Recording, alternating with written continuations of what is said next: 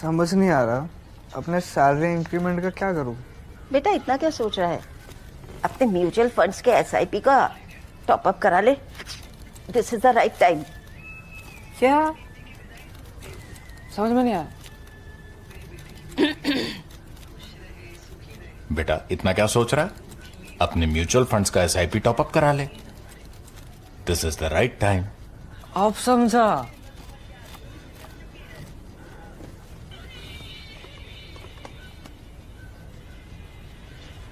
Mutual fund investments are subject to market risks. Read all scheme-related documents carefully.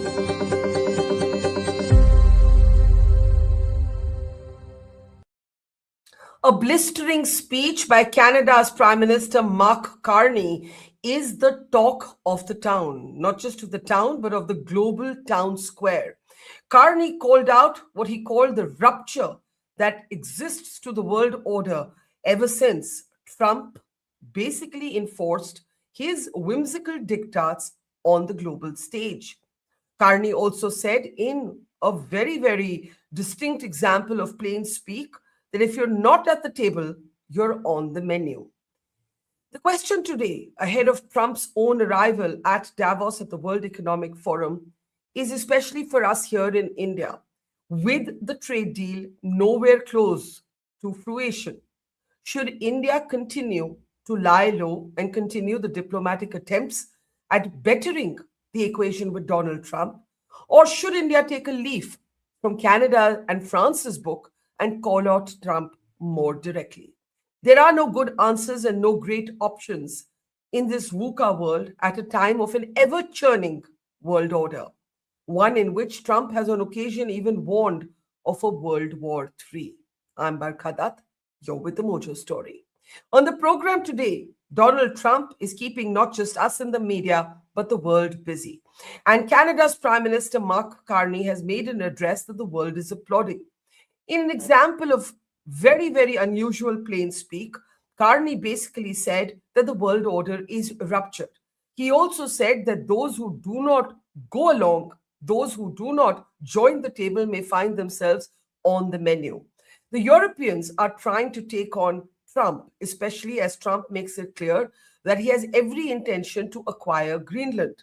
But the United Kingdom has already made a break with the rest of Europe.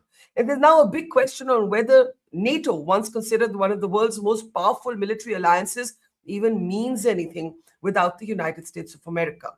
In the midst of all this is the India-US question. The trade deal is nowhere close to fruition. Trump, once again, at a rambling press conference that marked a year of his in office, spoke about how India and Pakistan almost went nuclear and insisted yet again that this was a conflict that he stopped. For the record, of course, India has already contradicted this claim many times over and has now stopped responding to it. The big question is, how should Modi and India respond? There's an offer of the Gaza Peace Board. That charter will be signed officially at the World Economic Forum tomorrow. Most believe that India should avoid it like the plague, but should we? What's the next step? There are Indian American intellectuals like Zakaria who say that Modi will have to do the asking, because Trump won't be the mover of this. If things have to get better between India and America, it will have to be an initiative taken by India. But there is national pride at stake, especially in post-colonial societies like ours. And there's a lot to talk about. Let me introduce our very distinguished panel as we look at all of the questions that the age of Trump seems to throw up on an everyday basis. Joining me now is veteran diplomat Ambassador Manjeev Puri. I should say that right from the beginning, Ambassador Puri was one of the first few people to almost prophetically predict that this might be the situation that we and the world would find themselves in, and here we are. So good on you, although the forecast is grim, as they say. Thank you, Ambassador, for joining us. Also joining us is our former Chief of Army Staff, General VP Malik. Good evening, sir. Always an honor to have you with us. Also joining us today after a long time, a very, very interesting voice. I want to welcome Asha Jadeja Motwani. She's, of course, a venture capitalist and an entrepreneur. But the important thing here is that she has also been a donor, a key donor, an important high-profile donor to the Trump campaign, has supported Trump, and it'll be interesting to find out how she sees what he's up to now. And also joining us is Kushal Nehra. Kushal has a very interesting perspective here, not just as the podcast host, but also as somebody who divides time between Canada and India, the Canadian Prime Minister today earning all of the global accolades. So welcome, everybody. And without further ado, let me bring you the key highlights from Carney's address. Take a look. It seems that every day we're reminded that we live in an era of great power rivalry, that the rules-based order is fading, that the strong can do what they can and the weak must suffer what they must. And this aphorism of Thucydides is presented as inevitable, as the natural logic of international relations reasserting itself. And faced with this logic, there is a strong tendency for countries to go along to get along, to accommodate, to avoid trouble, to hope that compliance will buy safety. Well, it won't. We knew the story of the international rules-based order was partially false, that the strongest would exempt themselves when convenient, that trade rules were enforced asymmetrically. And we knew that international law applied with varying rigor depending on the identity of the accused or the victim. We participated in the rituals, and we largely avoided calling out the gaps between rhetoric and reality. This bargain no longer works. Let me be direct. We are in the midst of a rupture, not a transition. Great powers have begun using economic integration as weapons. Tariffs as leverage, financial infrastructure as coercion, supply chains as vulnerabilities to be exploited. You cannot live within the lie of mutual benefit through integration when integration becomes the source of your subordination. The middle powers must act together because if we're not at the table, we're on the menu. Middle powers must act together because if you're not at the table, you're on the menu. Ambassador Puri, I want to start with you. India has played it somewhat differently from everybody else. And we've been low-key. We have not been drawn into public argument. Is that still the way to go with Trump? Barkha, thank you very much. And thank you for recalling what we said about several months back. Look, India is not Canada. Canada, if you don't mind my saying so, no white Canadian thought himself anyway different from the Americans till Mr. Trump came along. What a change. Let's forget Kushal and our friends who thought, oh, what a good way of getting an American passport. No, let's leave that out. India is not Canada. We're not a middle power. We are aspiring to be among the great powers. Canada is not thinking of getting onto the UN Security Council's permanent seat. They never thought of it. They are one of the blockers of this move. Let me therefore just say this. Now, in my opinion, the issue that we face, and which is in a sense making us introspect. We took the line a good 15, 20 years back that with the United States, it can't be a case of what we used to call non-alignment. Let's lean towards them.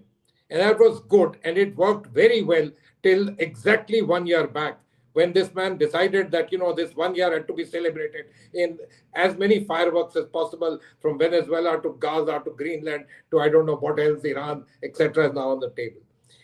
This has actually changed the person or the institution to which you were trying to lean. Does it mean that you need to change? My own view always has been that strategic autonomy for India was important because you wanted to be on the high table, if not for an equal, but for a near equal. That is a major set of issues. We all need to introspect what we need to do about it. But in terms of the way forward, Canada can have its views. The Europeans need to do. The white world needs to think about how it needs to deal with each other. Frankly, if they're able to come to some kind of, let me say, equilibrium, it might lead to greater multipolarity in the world. Because after 1992, the general feeling in the world was there is no multipolarity. And it's only with the rise of China that you are again talking about some kind of multipolarity, us, the BRICS and all, some kind of smaller add-ons to that particular thing. So while we keep using this phrase, the fact was that if the Americans weren't there with you, wasn't anything at all going. What should we do? My opinion continues to be, in some senses, play it a little cool, play it a bit easy, I don't exactly mean that simply go along with Mr. Trump. I don't mean that at all. Spread your things, do multi-alignment, do whatever you can. But fundamentally, try and reduce the link, at least for the rest of the world, so that you can actually practice multi-alignment. And it's not that everybody sees you leaning in one direction and things go in the other. And I'll take just 30 seconds. You mentioned this, the peace board, etc. Frankly, Barkha, months, years gone back, I would have said, take a pass. But the situation now is, leave the Europeans and President Macron and all out. The thing is, you might be able to do something for the Palestinians if you think that they are people that you want to support and do something with. Their situation is very, very problematic. Perhaps inside the tent than outside the tent. And so you're actually leaning joining this board? No, my point is, it's a very, very tough call. Talk to people concerned, the Palestinians also, especially Brazil and South Africa, etc. But given where we are, I would say, can you be inside and yet be for them? Because in various ways, much of this board's construct is not about them. And I don't want to use those simplistic expressions, a Riviera on the Mediterranean and stuff like that. No, let's not say it. Although that might just be the reality of what is being looked at. I'm being very frank with you. But can we be inside, do something for them, let them feel that we aren't on the other side, but we are inside the table trying to do something which is good for them. So let me open this up. But there's another dimension to saying no, Ambassador Puri, to the peace board. Trump's ego is already offended by India. Once during Operation Sindoor, Howard Lutnick tells us he was expecting a call from Prime Minister Modi on the trade deal. And I'm just wondering whose task it will be if India does decide to say no, to convey that to America. It might be considered a third personal rejection, because let's acknowledge the fact that with Trump, everything is very personalized. And that is something that Indian diplomats are finding very difficult to navigate their way around. Before I bring in Asha and Kushal, both of whom have very unique perspectives from both America and Canada, I want to bring in General Malik. General Malik, there are severe security implications to this rupture. I'm going to borrow from Mark Carney's word, to this rupture with America. We have an untrustworthy China. We have an adversarial Pakistan. We have a friction-filled relationship with Bangladesh. We have the Quad's future in question, and we have Trump, who may actually cut a deal with the Chinese. In the sort of these possible scenarios, from a security perspective, this is more than the fear of a possible two-front war that the military has been preparing for all along. You have so bravely led our forces in war in 1999. India is actually looking at two very worrying neighbors, Pakistan and China.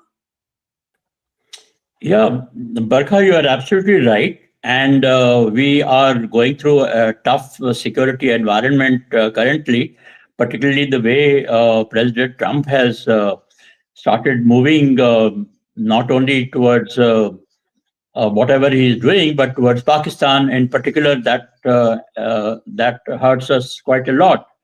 Mm-hmm. But one thing I can tell you, that today we are in a position, and we have got good friends, Russia, the European Union, and so many other people. While we have taken 25 years to build our relationship, security relationship with the Americans, but that time we all thought that it is in the interest of both the nation, as India as well as the USA. So if the manner in which the USA is going, I feel that we can stand alone. And with Russia on our side, we can handle things with China as well as against Pakistan also. We are not so weak today as we were, say, 25 years ago or 30 years ago. And while I'm not in favor of rupturing our relationship with USA, because I still feel that the presidents in USA come and go, and we can still hope for the best with the next president. But I do feel that our national interest, you called it national honor, I would say national interest, wherever they are at stake, we have to take the right step. And security-wise, We may suffer a little bit, but we are not in a position that we will go down.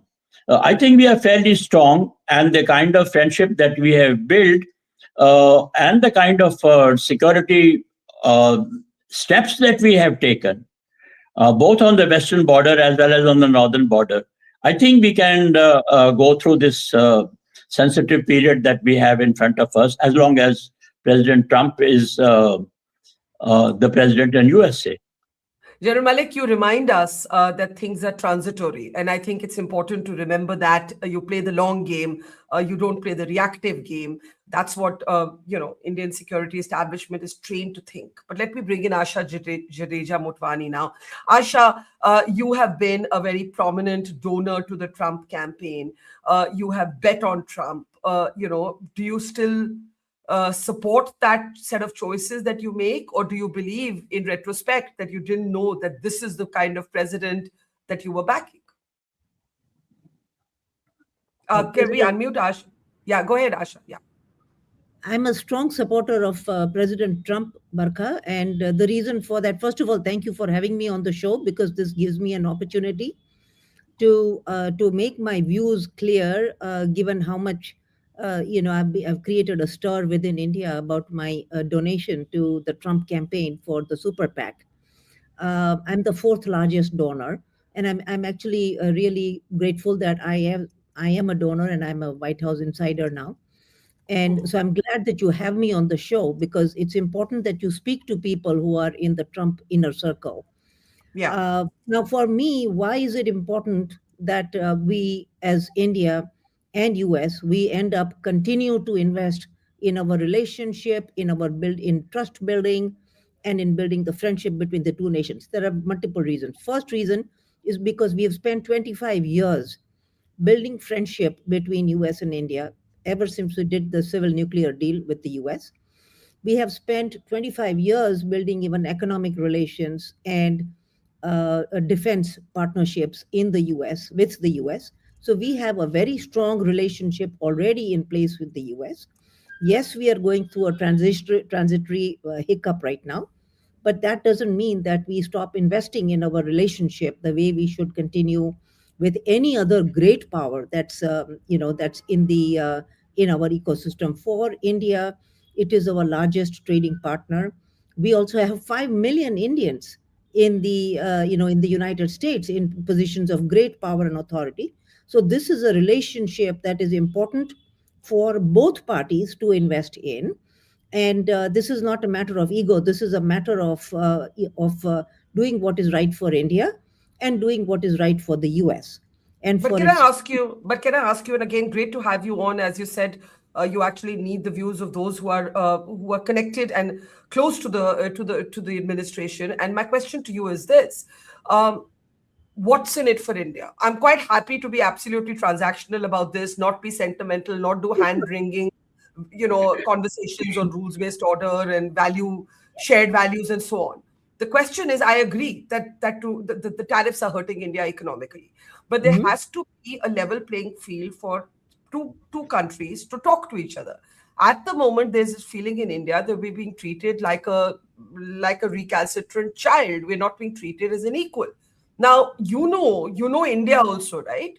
Indians don't like this. We took our independence in 1947, and that history continues to haunt us. It's not about equality and about being treated as the same. The truth of the matter is, America is a $30 trillion economy. We are a $4 trillion economy. It's important for us to trade. Number one, let's be transactional. We want to trade with the US because it's going to be beneficial for us, and we should shamelessly do it. So that, I think, is not an issue. The second thing, I think, is on the trade and on the defense front. So on the defense front, it's important that we recognize that we are surrounded by hostile powers, and China is not a friend. It's not even an adversary anymore. China is more of an enemy power. The other day, I was talking to people in the AI summit, from the Indian side. Nobody wants the Indian government was telling me that India is China free. Indians are completely suspicious of the Chinese now, and we do not want anything to do with the AI stack. So we do not trust the Chinese. We want to be with the US. We are already partnered with the US on everything AI. We have American companies all over India right now investing heavily in Indian companies. So we have everything going for us. All we need, and here's the good news, Barkha, and I hope that the right people listen to this. The good news is that Trump is easy to work with.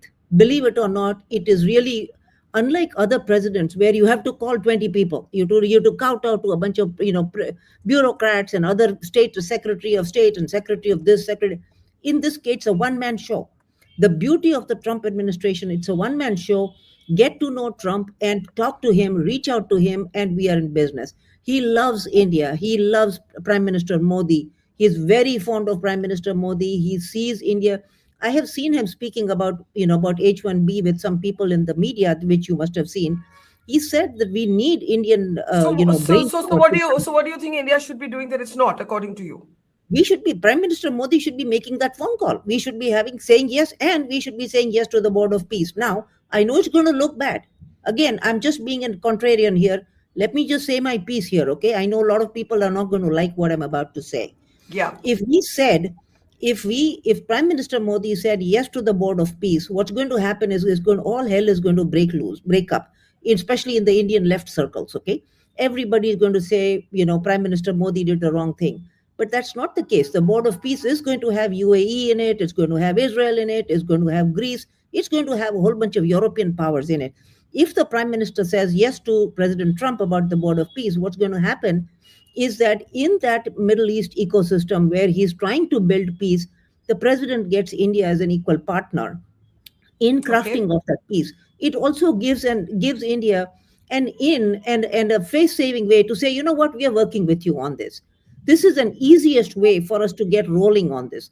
Now, the Prime Minister has to, of course, think about domestically, how is this going to sit with the left? But I don't know. From what I hear, the Congress and the left seem to be irrelevant in India right now. He should grab this opportunity. The Prime Minister has unbelievably amount of goodwill in the White House, and President Trump thinks very highly of India. This is an opportunity for us to grab, and we must not let it pass. Okay, now, since you said this, Kushal, with your permission, these voices are coming from both the right and the left in America. Fareed Zakaria is actually a very well-known critic of Trump. And in an interview with me, he actually said exactly what Asha is saying. If you want to make this better, Modi has to do the asking. Modi will have to make the ask. He may have other views on Trump. He's not a Trump fan. But I'm just going to play out this clip and come right back to you, Kushal, and then everybody else. Take a look. I think it can be repaired. I think Modi has the capacity to do it. India is important enough. But there is one big issue. Modi will have to make the ask. Modi will have to be the kind of prime mover in this. One thing Donald Trump is actually very shrewd about and intelligent about is he understands leverage. He understands when he has it and when he doesn't. You notice when he went up against China and the Chinese retaliated with the rare earth ban, he understood China has incredible power on this, not just in rare earths, in the entire supply chain of critical minerals, pharmaceuticals and such. He backed off. He's backed off completely on China.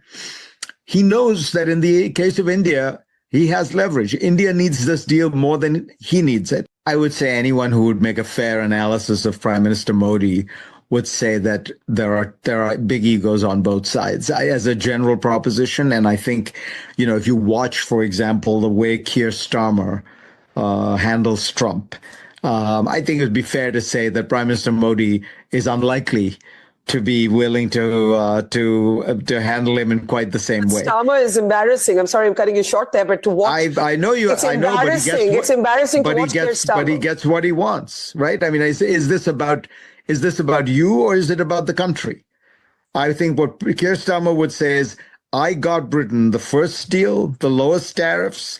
I got him to agree to a special partnership on AI. Like, these are not insignificant things. But since that conversation with Fareed Zakaria, it is quite evident, Kushal, that Starmer actually doesn't get what he wants. That Trump is going ahead, irrespective of whether the Brits are with him or not. Starmer is walking a tightrope with the rest of Europe. He's being pilloried by both his supporters and his critics. right? And to Asha's point about Prime Minister Modi being worried about the left, I don't think Prime Minister Modi would be worried about the left. I think he personally invested a lot in this equation and feels probably personally peeved. I don't know, but there's also, and it's easy to dismiss this idea of national pride as airy-fairy, but I think people across the spectrum feel it. Kushal, it's over to you. You know, I was just reminded of that old movie Sadhu और शैतान. You know, उसमें एक scene था कि वो शादी मुझसे करती है, प्यार किसी और करती है, और उसके दिमाग में कोई तीसरा रहता है. So, you know, with Donald Trump, you don't know what's happening. See, all these airy-fairy claims, Barkha, if you remember, I don't know, I think it was on your show, I had said the only way to deal with Trump is that Raju Srivastava pose, ऐसे बैठ के, देखो, हाँ तू बोल ले, और कितना बोलना है बोल ले. Because, you know, my problem with, and with due respect to all foreign policy analysts, is I just think it's a lot of hot air. You know, every time somebody comes and makes this lofty claim ki we will do this will happen, then that will happen. And then Donald Trump comes in, you know, that meme that is going on of a petulant child, you know, like, Mummy, Greenland, that, you know, he literally throws a tantrum like that. And then every other equation changes. So I'm sorry, you name the leader. Keir Starmer got a good deal, right? Then he got hit with the new tariffs. The French got a good deal, right? Then they get hit with new tariffs. Canada was anyways being hit from the last year itself. So at least Canada is consistent. They're being whacked, last year, they're being whacked this year. So there is no good answer, Barkha. And I am not here to pretend that I have all the answers. All I'm saying is that no Indian Prime Minister, and to assume that Mr. Modi will not take his words back and swallow his ego. I'll give you tangible examples of domestic politics where Mr. Modi has gone back. You remember in the first ever term, land reforms, Mr. Modi took them back after protests. Then the farm protests, Mr. Modi took them back. If ego was such a problem with the Prime Minister, he would have not taken those things back. So politics is about pragmatism. But what is the guarantee? Let's assume Mr. Modi joins this board. Let's assume Mr. Modi accepts everything that Donald Trump says. He even writes a personal letter in Punjabi saying, Paji, tusi great ho. But the point is there any guarantee that Donald Trump will not throw a tantrum the next day? You know, all the great analysts all over the globe, they say, if you do this, Trump will be happy. And then the next day, the Trump administration does the complete opposite of that. At least I am not saying क्या करना चाहिए. मैं तो बोल रहा हूँ मुझे नहीं मालूम, सब लोग लगे रहो. 3 साल बाद ये चले जाएगा, उसके बाद देखा जाएगा जो होगा दुनिया का. So is it a holding pattern, Ambassador Puri? And how do you respond to Asha's point, also Fareed's point, two very different perspectives on Trump? In the same interview, Fareed called him a narcissist monarch.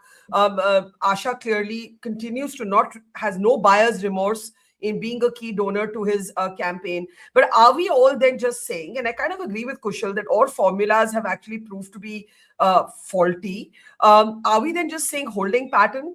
Lie low, hunker down till Trump is in office and this is his last term? Is that the policy? Is that the formula? So, Barkha, look, my view, and you know this quite well, has been that, I never asked you to do the lean, but you have leaned so much that today, you don't know how not to be in the lean. And it's like that animal kingdom, that seal or whale or whatever it is, which after 6 weeks tells the children, I'm not your mom anymore. This has left us completely high and dry, all those people who pushed a particular view. But that's happened. What do I do about it? I can't do anything about it. There's 20 years down and so on and so forth. What should we do now? We can certainly do nothing, but that's not the answer. You need to do, let's say we are talking about the Board of Peace, an answer now. You can sleep, you can stay away, but here is a man who wants for every little thing. And it doesn't mean that you say yes today, tomorrow it will be yes again for you. But for everything, he wants tick mark or no tick mark. Either you are in or you are not in. So all the time saying tick mark may not be possible. But how do you respond to Asha's point that the alternatives are much worse? The alternatives are China. I'm not sure about all that. I'm not sure about all that. I see great merit in a relationship with the United States. I see this is a Trump polar world. I'm not sure about the Europeans, etc. But for India, that this is the only boat, this is highly unacceptable to me. This cannot be, this should not have been. We have made it somewhat in that direction and we tend to buy that argument. That's not the case.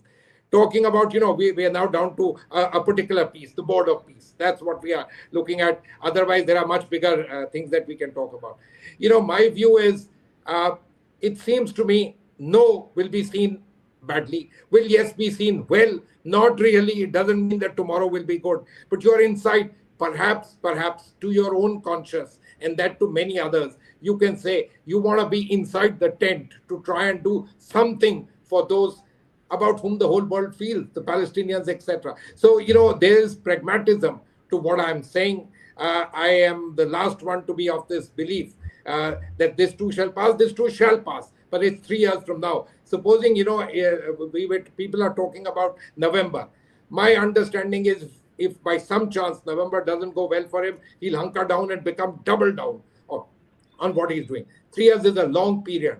We have the capacity to be able to deal with it, but today we are not, let me say, our mindsets are not one of dealing with it. So let's try and see what we can do. If not halfway house, extend a little bit. Let's see what we can keep the ball rolling.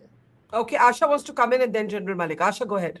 Just a quick point that, look, India already has a very powerful relationship with the US. This is not something that is new. We've had a relationship for 25 years. We have tons and tons of relationship with many massive American companies. You have Google investing billions of dollars in Visakhapatnam, Apple investing, Musk is coming in along with Tesla. I mean, you name it. There is so much going on in track 1.5 and track 2 and business relationship that we just, my request to those who are listening here, those who are in a position of power here, is that please take this to the finishing line. This is very interesting. It's very important. And Trump is an easy person to work with. And what is if it's so easy, Asha, what is the problem? If it's so easy, what is the problem? There is no problem. There is a question of Prime Minister Modi speaking to President Trump. But he has spoken 8 times according to the MEA. Well, the thing is, on the tariffs front, right now we are only speaking about the tariffs. What needs to happen now is, for the first time, we have Sergio Gore, Barkha.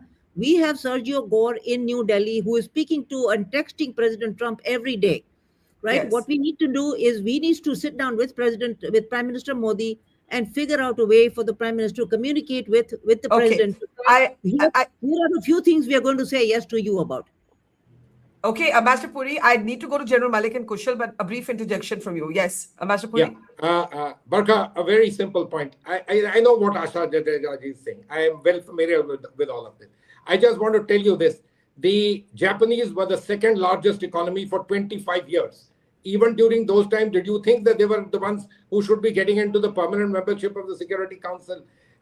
We didn't think so, which is why we stymied the ability to get them in. We have a feeling about ourselves, a high-table country.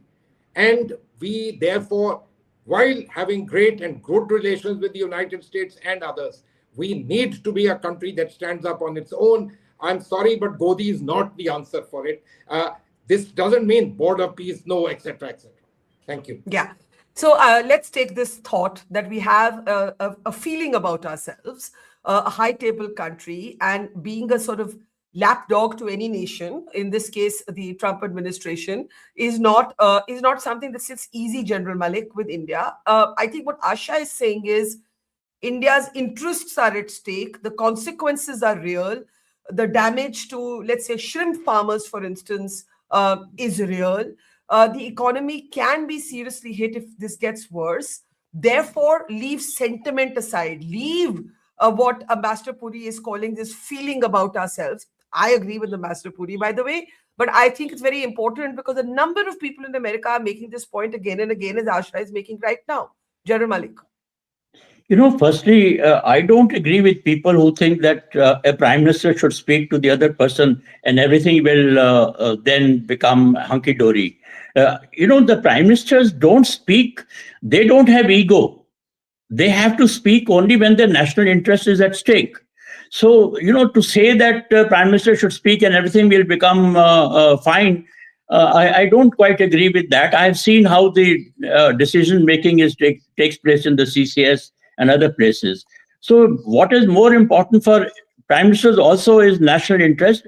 And of course, they can change their mind whenever the national interest is at stake. So it's not a question of ideology. It's not a question of personality. It is more of national interest.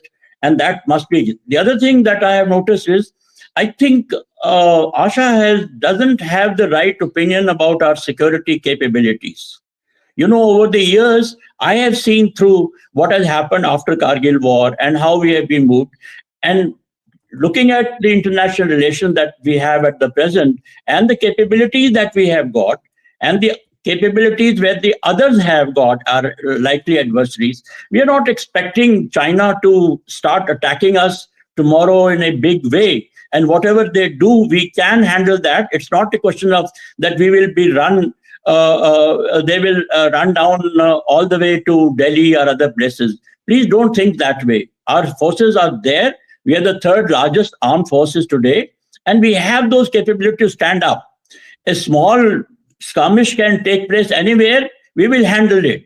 But a major war, I don't foresee happening in the next. So that is as far as the security is concerned. Now, as far as Board of Peace is concerned, I think we can wait for some time. As I see it today, there are some friends of India who have already thought of joining the board, and there are many others, our friends only, who are not wanting to join the board. There is no great hurry about it. Personally, if you ask me, I don't think it's a very workable idea that has been floated by President Trump. I don't think we can literally, have the Board of Peace taking over the United Nations work and whatever the United Nations has done since 1945. It is going to take time. There are 60 countries, they have major conflicts with each other. And it's not going to start functioning efficiently from tomorrow onwards. So we can wait for some time, and there is no great hurry about it to get inside the tent. I do agree with you, but because I know Asha doesn't, let's take this to her. One, Asha, General Malik led the Indian Armed Forces at a time when the capacity was very different. And he famously said then, we will fight with what we have. And I think he's saying that India has also come a long way from 1999. Of course, China is not to be trusted. China provided Pakistan with weapons in Operation Sindoor. China did real-time monitoring. Our Deputy Chief of Army Staff said India was fighting not one but two countries. But I think what he's saying is India has the capacity. We cannot be, in a way, extorted or blackmailed on a security issue to give in to something that goes against our grain. How do you respond to that? No, for sure. I'm actually with the general on that. I feel actually that listen, first of all, in America, there is a clear recognition that India is a rising power. It's a powerful nation. It's a rising power. My only point to all of you, Barkha, and because I know you guys speak to people in Delhi, is that we are 95% there. Please just do the 5%. Please just do the 5% necessary right now in whatever capacity that needs to be done. I don't know Delhi. I don't know the Indian government. I don't know the Prime Minister. I don't know any of the people there. I just don't know what is that 5% that needs to be done. But we are 95% there because our American companies and the American people are with our. Are you not disturbed by the fact that Trump calls Asim Munir his favorite field marshal? Since we're talking about, let him do that because he needs Asim Munir to provide the military fodder in the Middle East, if at all ever needed. Right now, if Israel was to go to war with Iran and Trump needs help in Iran, the only people who will do it, the Sunni power that will do it, is Pakistan. That should not be our concern. Let Pakistan provide the fodder, the cannon fodder for Iran. That's not our problem. Our problem right now, Barkha, is that we are 95% there in terms of the finishing line. We should try and do that last 5%. And I don't know what that is, but that last 5% needs to be done because American companies are already in India. We have 5 million Indians in the US doing fantastic gangbusters. How do we get to that finishing line is the question for all of you to think about, because you know Delhi, I don't know Delhi. Okay, you know Trump and none of us know Trump is what my answer to that would be. And I'm curious to actually hear in our last comments what we think he might do next. Shudder, because he's about to reach Davos later this evening. Kushal, let's bring you in. There are two schools of thought in India. One is can't afford to be too sentimental about this, can't afford to be anything but cold-blooded and transactional, and therefore buy time. Buy time, build relations with other countries. The other view is the view that leans into America, that Ambassador Puri says was the original mistake, that you leaned in too far and now you don't know how to calibrate your interests without them in your corner. How do you see it? Well, it depends. I mean, okay, I understand the bit of not being emotional about anything, but there is a preconceived assumption that not being emotional only involves, biting the bullet and calling Trump. Why can't not being emotional and not calling him is also an equally viable option? Like, I don't understand. Emotions एक ही तरफ चलती हैं क्या? दूसरी तरफ नहीं चलती हैं. It's like, I don't get this emotional bit. See, before I was a podcaster, I was a very serious textile entrepreneur who had a few factories. All right. So I know my industry well. It is one of the industries that was hit the most by the American tariffs, FYI. And uske baad mein bhi, I can tell you with some certainty the textile industry will survive and find a way, because there is something jiska koi nahi, uska Hong Kong hai yaro. And right now, as we talk, orders are just going through Hong Kong. And I had predicted this, and you can go and check where the textile orders are going. FYI, we are about to sign a deal with the Europeans on the 27th of January this month. Guess who is the second biggest buyer of Indian textiles after America? And the gap is not that much. Before people think the gap is gigantic. No, America is at like 26% of our apparel business. European Union is at 19. You know why they're at 19? Because they put a 9% tariff on our goods. And guess who doesn't get a tariff from the European Union on apparels? Bangladesh. Guess who's going to get a tariff now? Bangladesh. Guess who's not getting a tariff now after the 27th? India. So, you got to wait it out. So I actually don't agree with this. There is, with Trump, you call a person and you convince a person that is going to stick to his side of the bargain. This is a man who changes his tantrums every 3 weeks or every 3 hours. Like, yeah, he has capacity to come up with new tantrums. I don't have capacity to argue with him. It's like that. अरे कितना आदमी argue करेगा इसके साथ? वो रोज नया पंगा खड़ा करता है. Boss, it's like that person in the society who comes and says ये नहीं चलेगा, वो नहीं चलेगा. उसके बाद society में लोग उससे बात करना बंद कर देते हैं. वो बोलते हैं ये तो पागल ही है, इससे कौन बात करेगा? So you have to be realistic to expect. Okay, मैं बोलता हूँ मोदी जी कॉल क्या करे? कोई बोले कॉल पे एक टांग ऊपर करो, एक हाथ ऐसे करो और कॉल करो. चलो मोदी जी ने वो भी कर ली. उसके बाद कोई गारंटी है वो आदमी स्टिक करेगा अपने वर्जन को? कोई गारंटी लिख के देने वाला है इधर? लेट्स गेट रियल यार. The man gets up in the morning, पता नहीं किससे झगड़ा करके आता है, पर कल उसने टिंडे गलत खाए होंगे और बोलता है आके अपनी फ्रस्ट्रेशन किसी और पे निकाल के चले जाता है. And we expect rationality dealing with this man यार. लेट्स गेट रियल यार. Okay, let's get real. Let's take final comments. Our audience was polled. What should New Delhi do now with the trade deal in limbo? It's very interesting, these figures. Again, we do not claim to be representative of all groups, but this is certainly our audience. Only 17% feel you should confront Trump directly. 20% say stay diplomatic, secure the trade deal. 54% say negotiate tough, but avoid public confrontation. And walk away is only 9%. So it is a pretty granular, textured set of responses here from our audience. I'm going to start taking last comments. I'll start with you, Asha.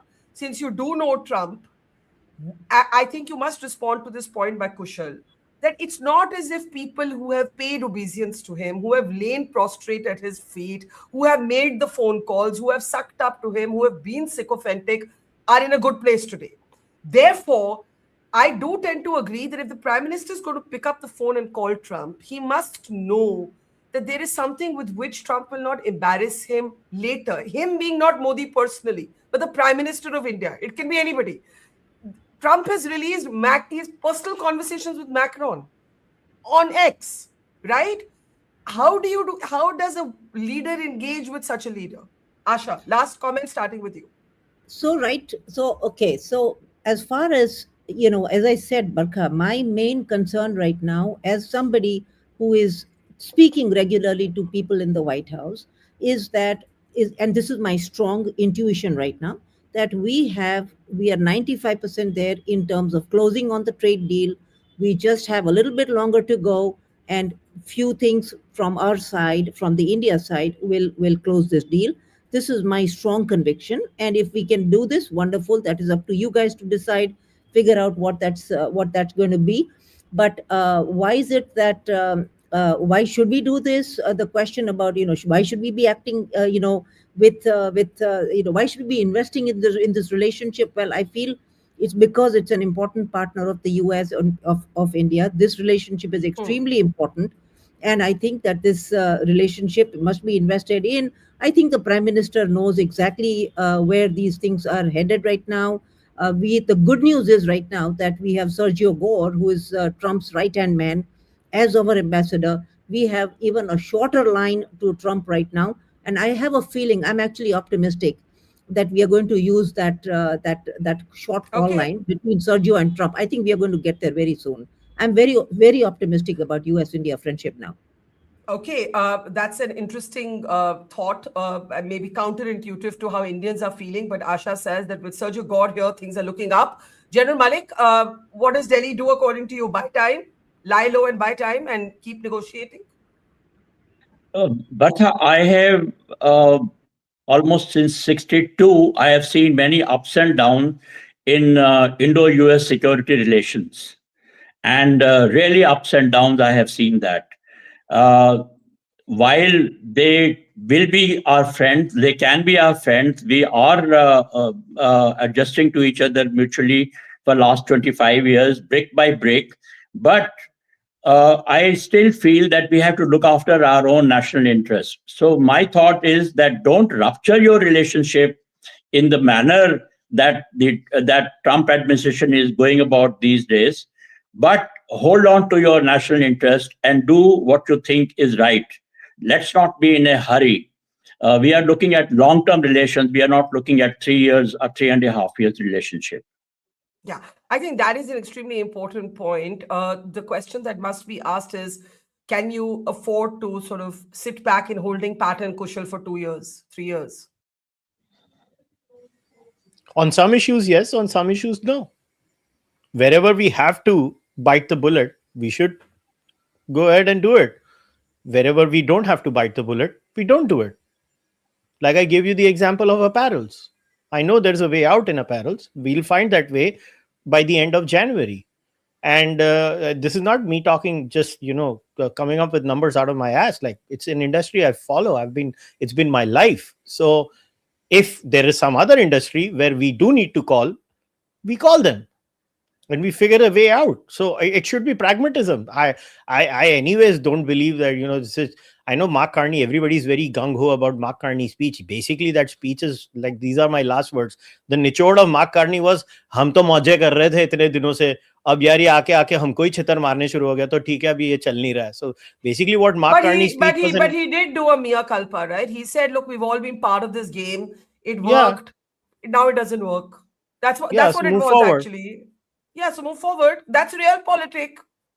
That's realistic. Yeah, but see, we were never preachy like the Western world about the rules-based liberal order. Wo sahi hai. All right, Ambassador Puri, to the diplomat, the last word.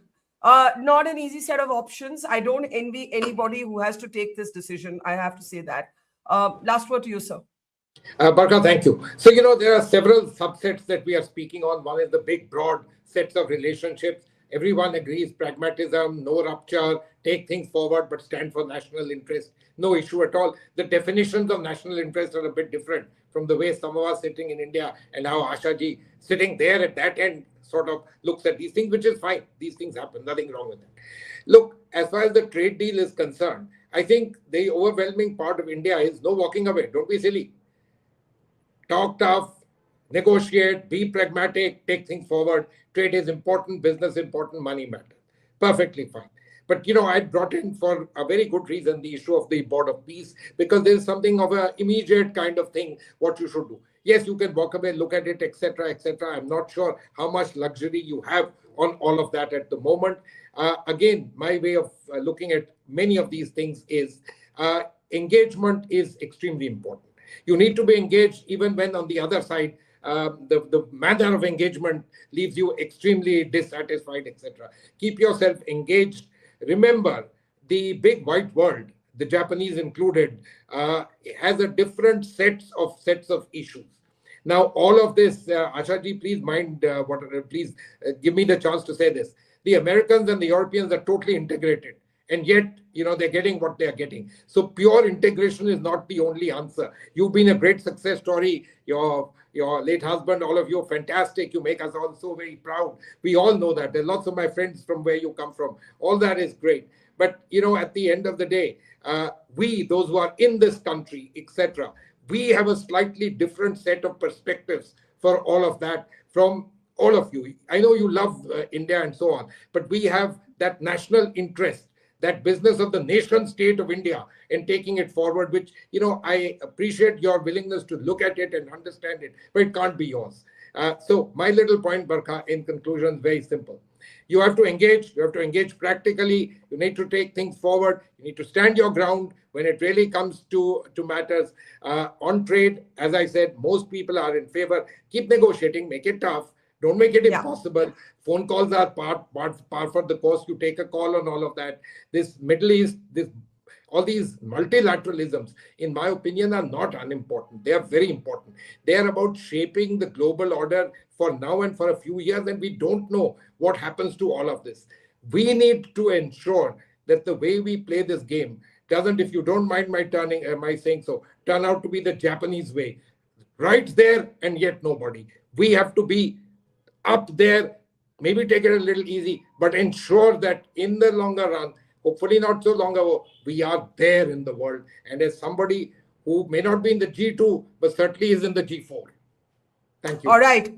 We leave it there. Thank you very much. This has been a fascinating conversation. I think suffice it to say that for those who have to decide India's next steps, this is not an easy set of decision-making to take, especially when you have to craft strategy without a necessary end goal in mind. Obviously, the immediate goal is to protect India's not just security, but also economic interests. But in the meantime, when you don't have a map, and you don't have a clear destination, you have to actually just literally do this 1 mile at a time. That's literally the world we live in right now. Thank you so much. A great conversation, great guest, General Malik, Ambassador Puri, Kushal Mehra, Asha Jadeja, Motwani. Thank you so much. Great to see all four of you. And to our audience, thank you and see you tomorrow. It's great to see you here. Thank you for watching our work. If you haven't subscribed yet, don't forget to click the bell icon and subscribe to Mojo Story and support independent, robust journalism.